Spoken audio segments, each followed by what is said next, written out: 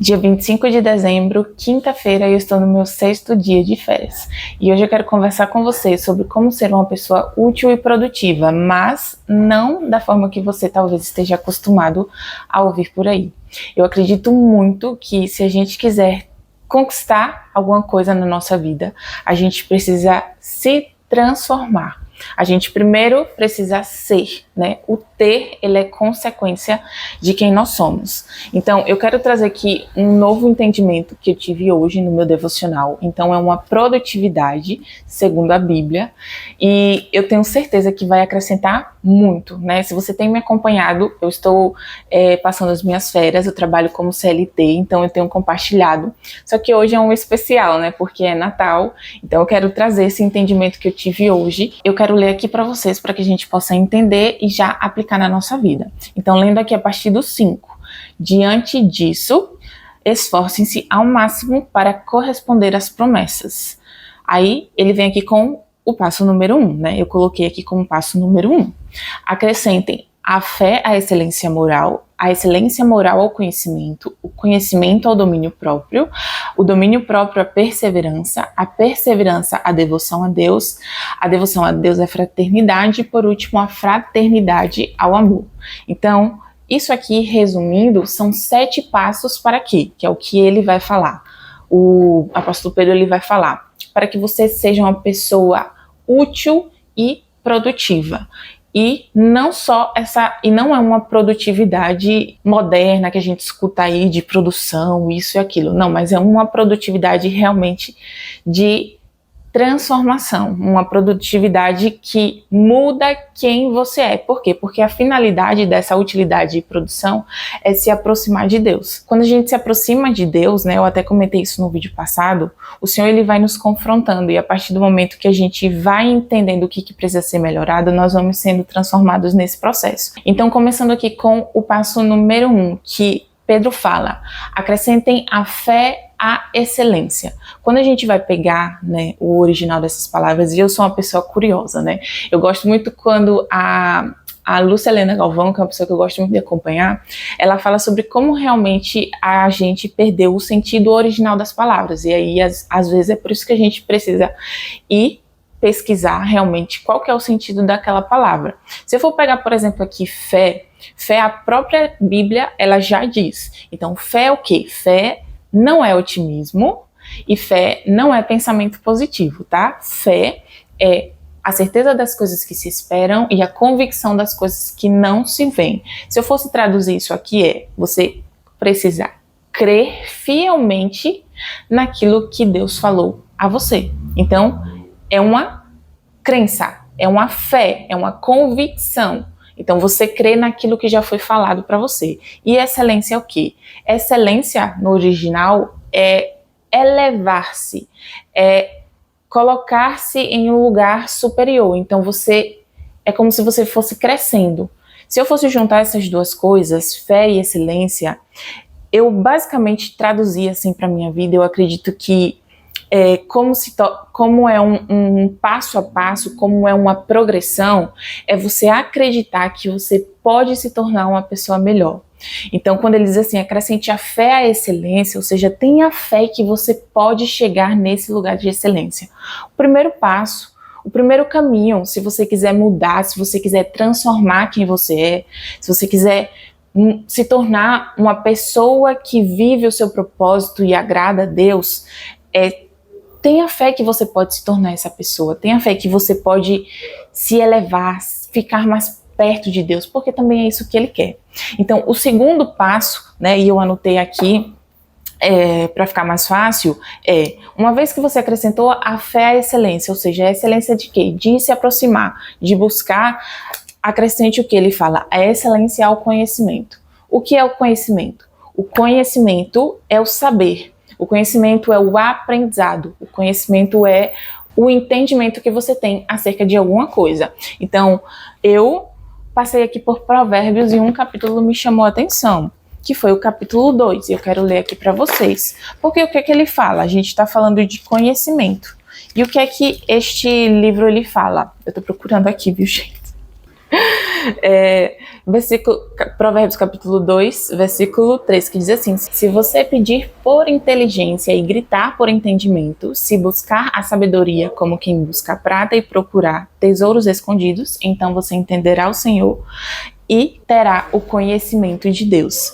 Então repara, se eu, Laís, buscar por entendimento, clamar por sabedoria, se eu quiser ser uma pessoa mais inteligente, se eu quiser realmente trazer, né, essa sabedoria de Deus, que existe uma sabedoria que só Deus dá pra gente, então eu tenho que fazer aqui.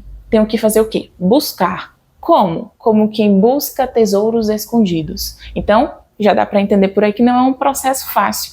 É o processo de você realmente buscar esse conhecimento, porque à medida que a gente vai buscando conhecer mais a Deus, Deus ele vai se revelando para nós. E eu acredito muito que é dessa forma, conhecimento de Deus e conhecimento utilizando as ferramentas que Deus deixou pra gente, para que a gente possa o quê? Utilizar na nossa vida. Porque imagina, qual é a finalidade do homem criar qualquer coisa? Seria em vão se fosse apenas para si mesmo, não é verdade? Toda criação tem que ter por finalidade, eu, Laís, acredito nisso, ajudar o próximo. Porque se acaba em nós, é algo muito egoísta, né? Então, eu acredito que esse conhecimento, buscar o saber, buscar o conhecimento, é tanto de Deus quanto das outras áreas da nossa vida, sabe? Para que a gente possa ir se aperfeiçoando, para que a gente possa ir tendo entendimento do que precisa ser melhorado. Porque olha só qual é o terceiro passo. Então vamos lá, acrescente a fé, excelência ao conhecimento, conhecimento ao domínio próprio. Então, o que é o domínio próprio? É autocontrole. Imagina eu, vou dar um exemplo. Eu, Laís, sei que eu sou uma pessoa que é mais impaciente, tenho essa inclinação para ser mais apressada, mais acelerada, e eu sei que isso me atrapalha. Eu também comentei isso em outro vídeo que eu acredito que eu vou deixar até linkado aqui, tá? Não adianta apenas eu ter conhecimento dos meus problemas, ou seja, Deus expõe para mim o que é que eu preciso mudar e eu não mudo, então nada adianta. Uma vez que eu tenho um entendimento do que eu preciso mudar, eu preciso usar essa informação para transformar quem eu sou. Então, como eu estava dizendo, eu sei que eu sou uma pessoa mais voltada para a impaciência, eu quero ser essa pessoa mais acelerada, as coisas para ontem. O que é que eu vou fazer com essa informação?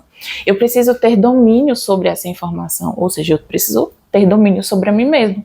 Então eu tenho que exercer o domínio próprio sobre as minhas emoções. É por isso que eu acredito que buscar autoconhecimento também é uma forma de agradar a Deus. Buscar conhecimento também é uma forma de me moldar. Então eu pego essa informação e uso e faço o quê? Vou mudando quem eu sou. A partir do momento que Deus me indica o caminho, eu vou lá, entro nesse caminho, faço o que precisa fazer e retorno para a fonte. E veja, isso aqui é ser útil. Porque à medida que eu vou sendo transformada, à medida que eu vou sendo moldada, e eu estou no caminho, eu estou em ação, eu estou transformando a mim, eu estou transformando as pessoas. A partir do momento que você já consegue dominar suas emoções, você consegue dominar suas inclinações, Pedro fala aqui, acrescente o domínio próprio, a perseverança. E aí a gente já entra na partezinha mais chata, que é o quê? A gente sabe o que é para mudar, a gente tem o conhecimento para mudar, só que a gente precisa fazer o quê? Persistir. Ou seja, se você tá e você tem, assim, eu acredito que você tem, tá? Assim como eu tenho, o propósito e o desejo de mudar quem você é. E você sabe que você tem que começar controlando a si mesmo. Por exemplo, tô sentindo que eu tô ficando com raiva, tô sentindo que eu tô ficando estressado. O que é que eu posso fazer? Leva para Deus em oração, ou seja, você vai, sai do ambiente, fala com Deus, expõe para Deus aquilo que você não tá conseguindo lidar, sair desse ambiente, como por exemplo, Daniel Goleman fala no livro dele, Inteligência Emocional. Então, quais são as ferramentas, tá? Eu já tenho essas ferramentas. Usa essa ferramenta, só que se você faz isso só uma vez, não funciona. Né? Então você precisa persistir ali. Você tem que ter essa insistência realmente até isso se tornar comum, até isso se tornar uma identidade de quem você é. Então, indo aqui para o sexto passo. Tá vendo como isso é uma construção? Passo que você dá em seguida do outro? Eu vou até retomar aqui com vocês, ó. Primeiro passo, acrescente a fé, a excelência moral. Segundo passo, a excelência moral ao conhecimento. Terceiro, ao conhecimento, ao domínio próprio. O domínio próprio, a perseverança. A perseverança, a devoção a Deus. A devoção nada mais é do que o quê? Dedicação, do que você estar em constância. Quando você entra nessa fase, você começa a perceber, né, que o Senhor ele vai te mostrando coisas que você não prestava tanto a atenção assim na sua vida. Então, por exemplo, um dos motivos pelos quais eu uso caderno de anotações, eu até cheguei a comentar isso com vocês.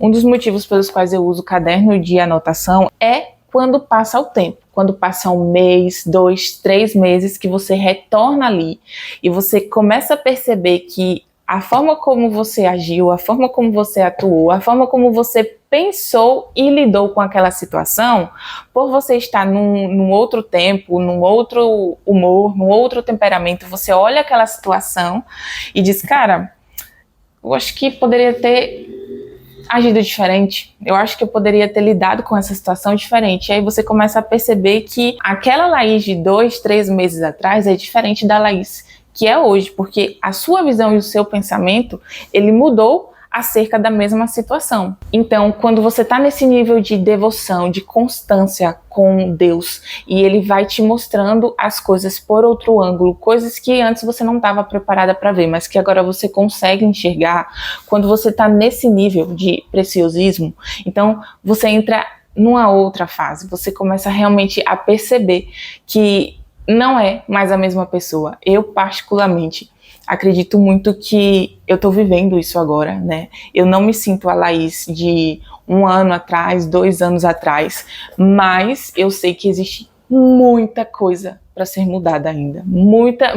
Existem muitos degraus para percorrer. Então, indo aqui já para o penúltimo passo, que o apóstolo Pedro ele diz pra gente que é, depois da devoção vem a fraternidade. Então, quando eu cheguei aqui nesse passo, eu parei e pensei, todo esse caminho nos leva a cumprir exatamente aquele mandamento que Jesus deixou pra gente, que é o quê? Amar a Deus sobre todas as coisas e ao próximo como a si mesmo. Por quê? Porque fraternidade tem a ver com solidariedade, com irmandade. No fim, tem a ver com amor ao próximo. E toda essa jornada nos leva a isso. Se você parar para pensar, quando a gente tem fé, quando a gente tem excelência, quando a gente busca conhecimento, quando a gente tem domínio próprio, quando a gente persevera, todo esse caminho, ele muda não só a gente, ele é bom não só para a gente, mas para quem está ao nosso lado. Porque depois da fraternidade vem o último passo, que é o quê? O amor. O amor. Ele diz, se você fizer todas essas coisas, você se tornará uma pessoa útil, ou seja, você não vai ser uma pessoa inativa, em outra tradução diz inativa, você não vai ser uma pessoa que é inerte, mas você vai ser uma pessoa útil. E na Bíblia, se você não é um ramo que frutifica, você é cortado e lançado fora. Então você se tornará útil e produtivo. Não existe tempo para outras coisas que não construir algo de valor na própria vida e na vida do próximo. Eu lembro que esse ano passaram muitas pessoas na minha vida. Uma menina que trabalhou um período de tempo comigo e que ela conversou comigo e disse que ela era aquela pessoa impulsiva, que o que ela tinha vontade de fazer ela fazia, o que ela pensava, ela dizia. Era uma pessoa que também chegou a abrir para mim esse cenário da vida dela, em que ela estava em um relacionamento que ela não tinha certeza se ela gostava realmente da pessoa, estava passando por uma fase difícil também na família, que alguém da família dela estava com câncer. Então, tipo assim, tava uma bagunça. E aí eu cheguei a perguntar para ela o que ela pensava da vida dela daqui a 2, daqui a 5 anos, e ela disse para mim, Laís, eu não sei te responder essa pergunta. Então era alguém que estava completamente perdida. E ali nesse tempo que ela ficou comigo, eu lembro que eu conversei muito com ela. Ela disse que depois que me conheceu, ela começou a olhar para a vida dela diferente. Ela começou a querer fazer escolhas melhores. No relacionamento dela aconteceu uma situação muito particular e ela terminou esse relacionamento com ela. E ela disse, Laís, eu também não quero estar num ambiente que eu estava, porque ela tinha um grupo de amizades que falavam mal dela, criticavam ela para outras pessoas do mesmo ciclo de amizade, então assim, literalmente uma bagunça. E ela disse para mim, Laís, eu não quero mais estar nesse ciclo de pessoas, com esse ciclo de pessoas, eu quero verdadeiramente mudar, eu não quero mais viver os mesmos problemas, e eu sempre conversando muito ali com ela, né, ela chegou a também dizer que queria voltar para a igreja, ela já era cristã e tinha se afastado. Então, assim, qual é o nível de transformação que a gente causa na vida das pessoas que passam na nossa vida, né? Quando a gente está no caminho, quando a gente está nesse caminho reto, por mais que não seja fácil, e é por isso que a gente precisa perseverar, porque a perseverança é você continuar, apesar também das dificuldades. Então, quando a gente está nesse caminho, a gente impacta outras pessoas. Se você verdadeiramente está, você se preocupa, você se coloca no lugar.